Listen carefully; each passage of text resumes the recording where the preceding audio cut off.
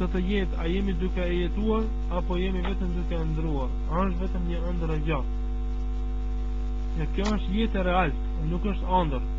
Kjo është një bazë për të cilën domethënë ne do ta mbjellim gjatë kësaj jete, e cila kur e shprehim, kur thonë ndonjëherë kjo xhallarëve, kur e shpreh sikurse ëndër, qëllimi i tij nuk është se kjo vetë vërtet është ëndër, por qëllimi i tij është se kjo është e shpejtë sikurse një ëndër. Krahasim me jetën që na pret atje është sikurse ëndër, por është ëndër, themi kushtimisht, ëndër shumë me rëndësi.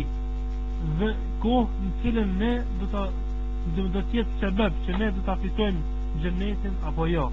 Do të jetë kohë në cilën ne do të shpëtojmë për xhehenemit apo jo. Andaj, domethënë ne nuk duhet ta kuptojmë si ëndër, por duhet ta kuptojmë si një jetë shumë të realt, një jetë e cila është shumë e rëndësishme për ne, jetë në të cilën ne mund ta fitojmë xhenetin apo mund domethënë të dënohemi me xhehenem, Allahu na ruaj.